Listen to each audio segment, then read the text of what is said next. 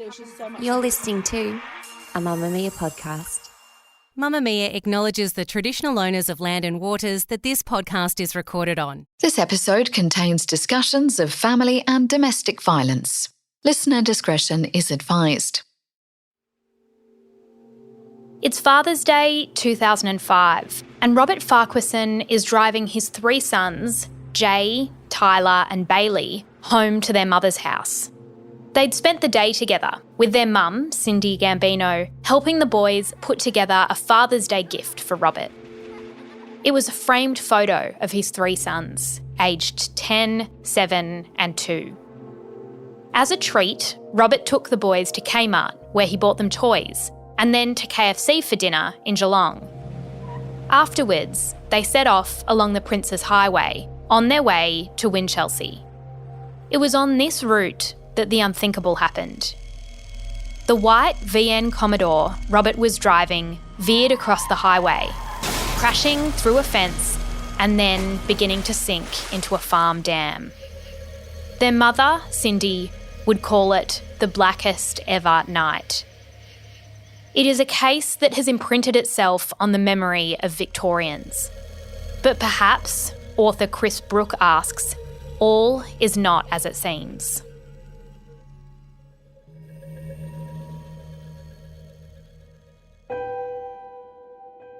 I'm Jessie Stevens and this is True Crime Conversations, a Mamma Mia podcast exploring the world's most notorious crimes by speaking to the people who know the most about them.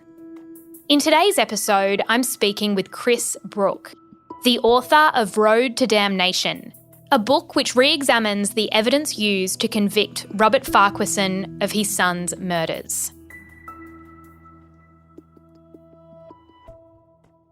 There are two versions of what happened the night Robert Farquharson was driving his three sons home on Father's Day. What, to your mind, is the most innocent version of what happened that night? Well, the innocent version is Farquharson's version, which is that he was driving his three sons home from KFC in Geelong back to his hometown in Winchelsea, which is a 30-minute drive, and that he had a coughing fit, that he woke up in the car in a dam. He opened and got out his door. He was going to go around and then take the kids out of the car once he got out. He wasn't sure where he was. Once he got out the door, he knew, of course, that he was in a dam, that the dam was deep. He sunk. And once he got out the door, the car sank like a bomb. The dam was 7 metres deep. He tried to dive down. He couldn't feel the car. He couldn't reach the car. So he swam to the shore, went to the road and flagged down a car to try and get help. That's the innocent version. That's the story that Farquharson told. That's a story that Farquharson continues to tell. Of course, the guilty version is that he deliberately drove into a dam in order to drown his three sons to pay back his wife for having left him 10 months earlier. And that's what Farquharson was convicted of. And that's why Farquharson has been in jail for the last 10 years. And what might have caused Robert, in the innocent version, to veer off the road? What was his story as to why, he was driving along and then suddenly he pivots and finds himself in a dam? So there's a condition known as cough syncope where you can black out after coughing. It's a rare condition, but it affects people, males, middle-aged males. Smoking and drinking are a background to this, makes you more prevalent. So he's claiming that all he could remember was coughing and then ending up in a dam. How the car got from the road to the dam is really a central part of this case. And so did it need to be steered from the road to the dam, or could it just have followed a path and ended up in the dam? And so this was really a central question in the case. Does his story make sense? Does it hold water? Could the car just veer from driving along the road and then go straight across the road, down the bank and into a dam? So this was really the main evidence, really, I would say, that had him convicted was evidence that he was actually steering the car into the dam. His story was, I blacked out, I ended up in the dam, I don't know how it got from A to B because I was unconscious. When divers finally pulled those three bodies of those three little boys out of the dam, What sort of evidence did they find about the car and potentially the final moments of their lives? Was there anything to suggest what had happened? I mean, it's a tragic story. There were 3 young boys in the car. Jay was just 10 years old, Tyler 7 and Bayley 2. So what they did find, there were a few things that they found that were used in evidence in the case, which is the boys had their seat belts unbuckled, the car ignition was turned off, the lights were turned off, I think the heater was off. So these pieces of evidence were used to cast aspersions on Farquharson. In particular, why would you turn the ignition off or why would you turn the lights off if your story is true? In your story, you've just blacked out, woken up in the dam, floating in the car. Why then turn off the lights? Who took their seatbelts off? And Farquharson didn't have really an answer for these questions. Farquharson couldn't really recall the details of what happened in those moments. Within days, in fact, probably within hours, suspicion rose about Robert himself. What had been his relationship with the boy's mother, Cindy? They'd separated, hadn't they? Yes, they'd been together for over 10 years. They had 3 sons and they'd broken up. Cindy had left him about 10 or 11 months earlier than this incident. And she started a new relationship with a man called Stephen Moores. So this breakup ended up being the alleged motive for Farquharson's murder of his 3 sons as a payback for his wife for leaving him. There's some horrible cases where this has happened, and so it's in our psyche that this is one of the most repulsive crimes that can be ever thought of, that you would kill your own children to pay back your partner. And we know it's happened. There's some high-profile cases. And so Farquharson got sort of swept up in that backlash against these types of cases, I believe. But what struck me about this case being a bit different was that Farquharson didn't really seem to fit the mould. So the breakup wasn't about violence. There was no restraining orders. There was no allegations of controlling behaviour or violence that we see in these cases. And also, very unusually in this case, Cindy did not believe that he killed the children, whereas in all the other cases, the partner is absolutely fearing that the children might get hurt. They know that it's a chance, they're in fear, and they know straight away that the partner's done this. So that struck me as odd early on in this case when I first heard about it. It was a very unusual case of alleged filicide. Didn't really fit the mould. You've written that Robert failed the dad test, which was a discussion that was happening at the time about whether a father would truly escape the car and not essentially risk his own life to save his 2 sons. Can you talk more about the dad test and whether that was a fair test?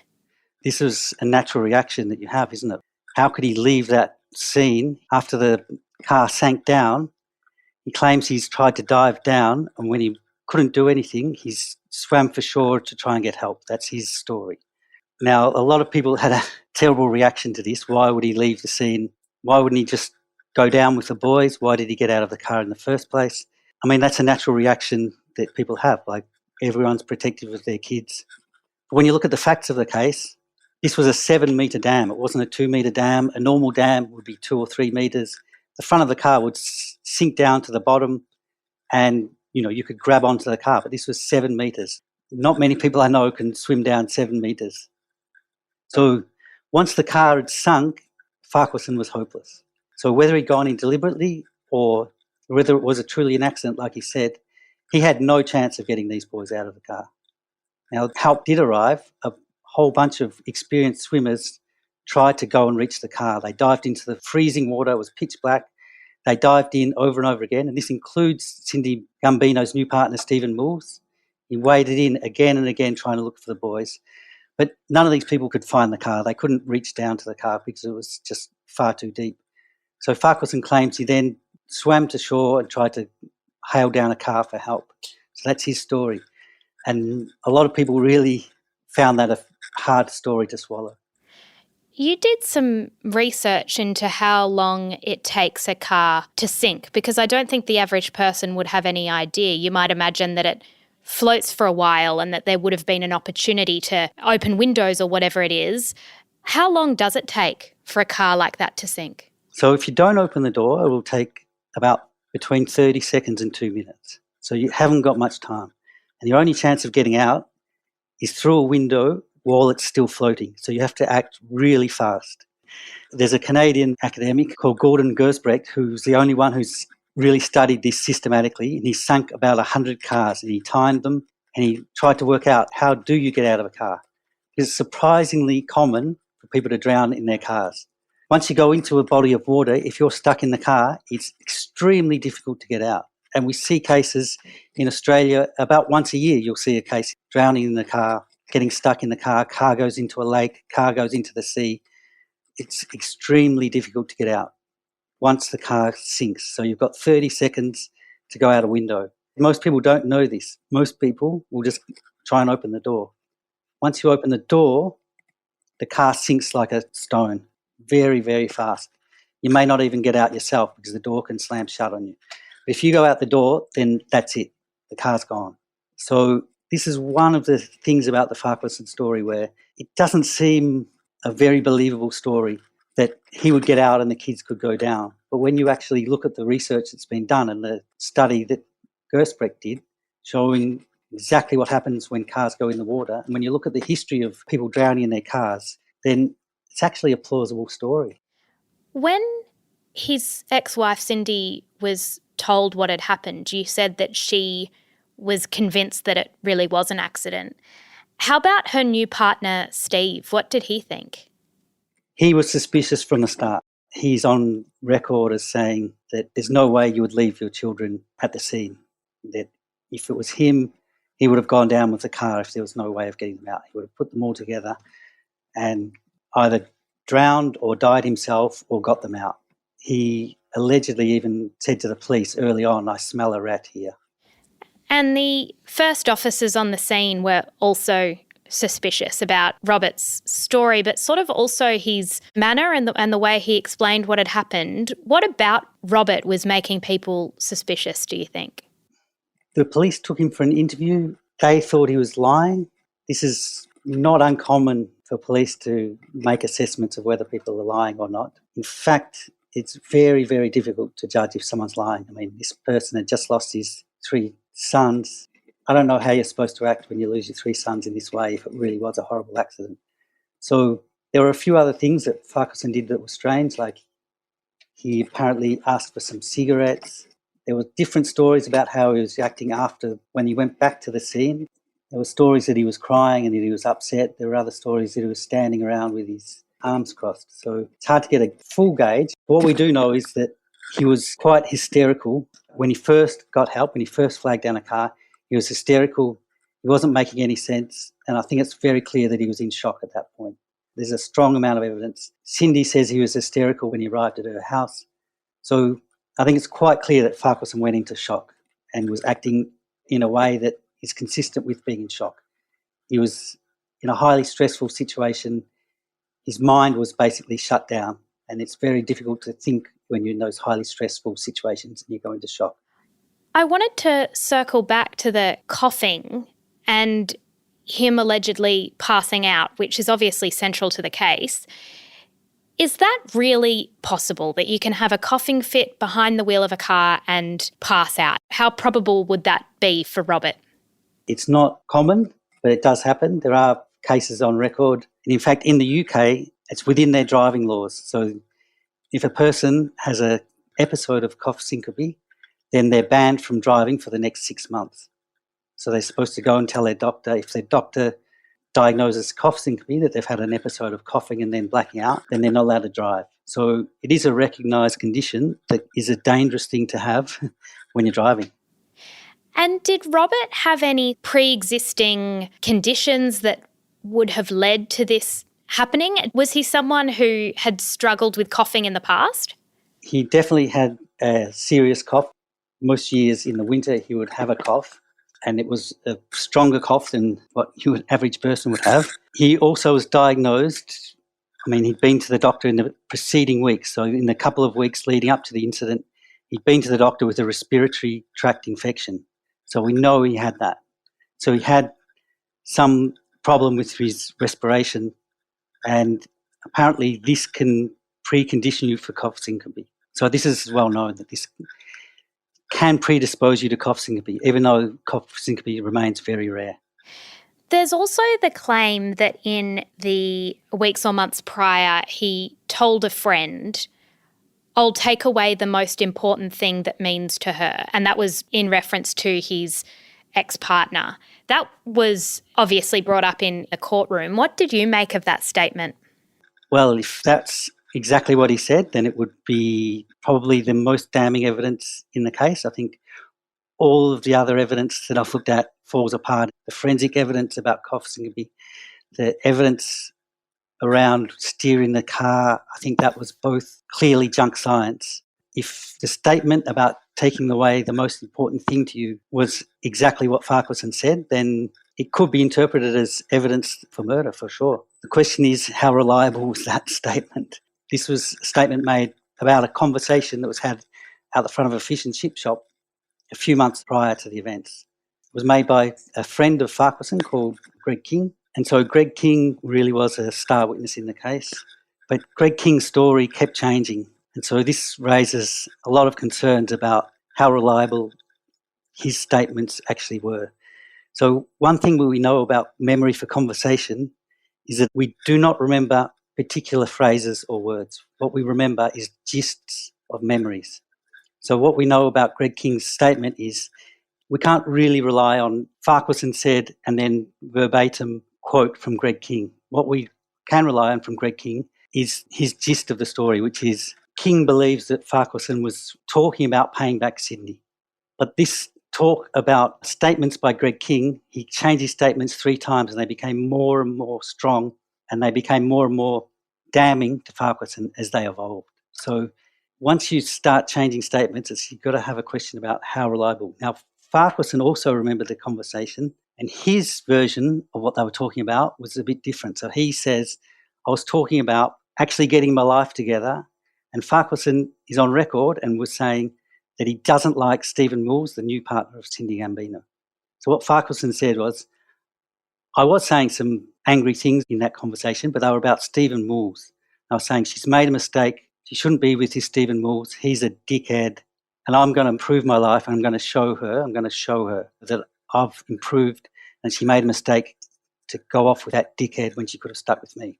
So that's Farquharson's version of what that conversation was about. So outside the context of a possible murder case, there's not so much difference between their versions. It's like, I'm going to show her or I'm going to pay her back. These can be actually much closer when you look at it in that way than, this context. But once you twist show her to pay her back, if we're not sure which of these 2 versions is correct, once you go to pay her back and then you put in the context of a possible murder or 3 children dying, then it becomes really damning evidence. And this is what happened. Greg King then took the interpretation of payback and then sort of developed it over a few months in a changing story where by the end, in his final written statement, Greg King claimed that Farquharson had told him that he was going to kill the 3 children. I'm going to kill them. I hate them. I'm going to pay back Cindy. And it's going to happen on Father's Day, which is exactly when it happened. And I'm going to get out and the kids are going to drown. So he's incorporated all the details that we know about the case into the conversation. And so, one of the things we know about memory is once we get new information, we tend to incorporate that new information into memories of things that happened in the past. So I think there's no doubt Greg King did that by his 3rd statement, his evolved statement. The question about Greg King is that first statement that he made. Whose gist version of what happened in the conversation was correct? You're listening to True Crime Conversations with me, Jessie Stevens. I'm speaking with author Chris Brook about his book, Road to Damnation.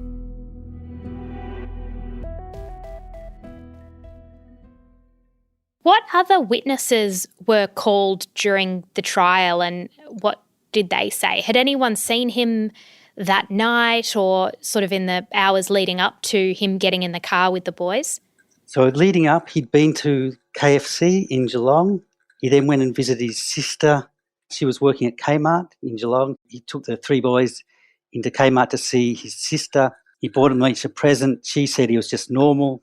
He was a bit unwell because we knew he had this respiratory tract infection, but he was acting really quite normal. He then stopped at her house on the way between Geelong and heading home to Winchelsea, he stopped at her house where her husband was to pick up one of the boys' footies. So he stopped there, and the husband also said, look, he was just normal. He stayed around for 10 minutes. Nothing seemed amiss. Prior to going to KFC, he'd also dropped in at a friend of his house to see if his friend and the friend's son wanted to go to KFC in Geelong with them. His friend said, oh, look, I don't really want to go drive to Geelong. Why don't we stay here and have a barbecue? And Farquharson said, look, my boys really want to go to KFC. So his friend didn't take him up on the offer, but his friend said, look, Farquharson just seemed his normal self. And this was one of the pieces of evidence that didn't quite fit in with the murder interpretation of what happened, because it seems strange that Farquharson would actually try and get this guy to come, or invite this guy to come to KFC, if Farquharson had been planning to murder the kids on the way back. In terms of the car swerving off the road, is there any way to gauge from evidence from tyre marks whether that was intentional or accidental? What was said in the courtroom about the evidence? So in the courtroom, there was one witness called by the prosecution, one accident reconstruction witness, and there was one called by the defence. Now, the accident reconstruction witness for the prosecution claimed that in order to explain the evidence on the side of the road, Farquharson was clearly in control of the vehicle, and he had made 3 distinct steering wheel changes. So he turned the vehicle 3 times in order to follow the path which matched up with the marks that were on the road. So on the road, at the side of the road, there were some little marks where the car was allegedly gone off the road, so we could use those as evidence of where the car went. There was then some flattened grass where you could see the path of the car through the flattened grass. And then at the side of the dam, there was a tree. So the car had just clipped a tree and you could see some damage to the tree. So we had some information about the path of the car. So this is really the evidence that got me interested in the case. And the reason is that the expert evidence for the prosecution had used some accident reconstruction software which incorporates physics into these simulations. And so this is really what I do as my job, is using software that reconstructs physics to make simulations. And I actually apply this to galaxies, but I know the type of software that's being used. And so when I read about what had been done in the case, I got very interested and started looking into what was actually done in this case, and really quickly became apparent to me, as someone who works in a related field, that there was something horribly wrong with the prosecution evidence with regards to how this reconstruction was made and how the evidence that Farquharson was steering was presented to the court. And I mean, I would go so far as to say that that part of the case was junk science. Personally, in my opinion, I'd say that was clearly junk science, and I think it was an important part of the prosecution, and that's really what got me interested in looking further into the details of this case, because it was such a crucial part. If you can show, okay, this Farquharson was in control of the car, he's turned to get off the road one time, he's then straightened his steering wheel, he's then turned back to the right to get into the dam. If that was true, and the evidence on the side of the road where the car has followed a certain path could really show that, then of course Farquharson would be guilty. But that evidence was absolutely junk science, and we know junk science is common. It's led to a lot of wrongful convictions. It was important in the Lindy Chamberlain case. It's led to other wrongful convictions in Australia in the past. There's been a whole lot of bloodletting in junk science over the last decade, where a lot of the so-called sciences that were used, such as hair fibre analysis, blood splatter analysis, tooth mark analysis, ballistics, these things were shown to be really not scientific at all, a lot of them. And so I would say that in this case, it was a very similar situation where this accident reconstruction evidence really wasn't scientific at all. Robert is then put on the stand eventually in, I think it was a follow-up trial, and his account of what happened that night changed. Is that normal? Is it normal for someone to say, I can't remember, or change particular details? Was that concerning to you? That was the allegation made by the prosecution, was that Farquharson kept changing his story, or that he was lying, or that he couldn't remember details, which can be a concern, absolutely. If someone's changing their story, if someone's not remembering things that they should remember. In the Farquharson case, you really have to look at the details of that. So this is basically a normal thing to happen for prosecutors to ask about things, for example, where they know the person is going to give an answer of, I don't know. So once they give an answer of, I don't know, to one question, they ask follow-up similar questions and they know that they're going to get an answer of, I don't know. So this is what happened to Farquharson. I mean, Farquharson had a very experienced prosecution cross-examining him. So he really made Farquharson look bad on the stand. There's no doubt about that. When you look at the details of what Farquharson was saying, it's quite possible that Farquharson simply didn't know. I mean, does he know why he turned off the lights or how the lights turned off? Should he know how or why he turned off the ignition or the lights in his car? If I've run off the road, firstly, you're supposed to turn off the ignition, but secondly, you do it automatically. These sort of things you do automatically. It's not the thing that's stuck in the forefront of Robert Farquharson's mind at that point. He's thinking, where am I? What just happened? He's just come to, he's in the middle of somewhere. He doesn't know where his car is. He's off the road. He's had a coughing fit. He's got 3 kids in the car that are getting anxious. He's not thinking about what he does when he turns off the ignition. He just turns off the ignition. This is an automatic thing that you do in a car. There's some things you're just not paying attention to. And if you're not paying attention to doing something, it doesn't record in your memory. What you remember is the things that you're paying attention to. So, of course, Farquharson looked bad on the stand, but when you look at the details, I don't think anything that he said was particularly damning, even though his evidence was clearly damning in terms of how it gets shown or how it appears to a jury. I mean, but I think this can be expected, and this is why usually defendants don't get put on the stand, because their own lawyer knows that the other lawyer knows tricks of how to make almost anyone look bad up on a stand. So whether he should have gone on the stand, I mean, possibly he shouldn't have. What did the court ultimately determine? Well, he got found guilty by the jury. He actually had 2 trials. So in the first trial, he got found guilty. He had an appeal. The appeals court found that, in fact, the police officer in charge had failed to provide some information about Greg King, the star witness. So the police had failed to inform Farquharson's defence that King was actually under investigation for assault, and the defence could have used this to sort of make question marks about King's character, and this information was withheld. And so this resulted in a new trial for Farquharson, and in the second trial, he actually did testify, whereas he didn't testify in the first trial. He got found guilty again. But I have to say that the same junk science was used in both trials, so it's not so surprising that the juries would come to the same conclusion. And what sentence did that carry? How long will he be in jail? He got a 33-year sentence.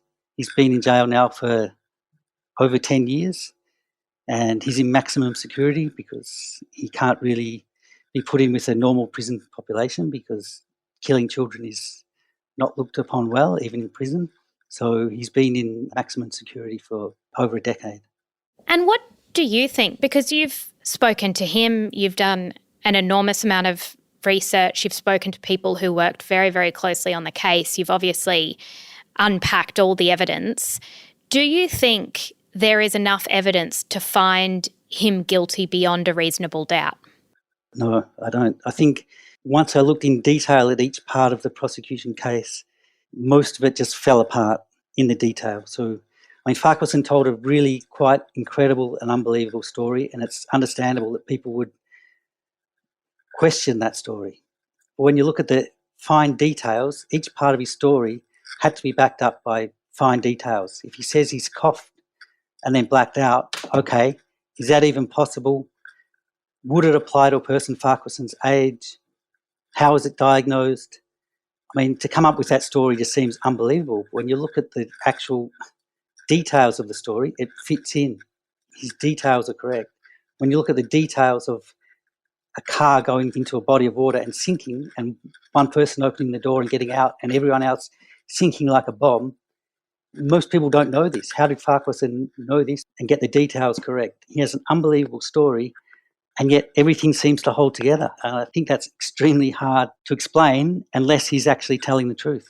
And as I said, I think the accident reconstruction evidence was junk science. I think the evidence given by the medical doctor for the prosecution, who said it was extremely unlikely that Farquharson had cough syncope. I think that was extremely questionable evidence.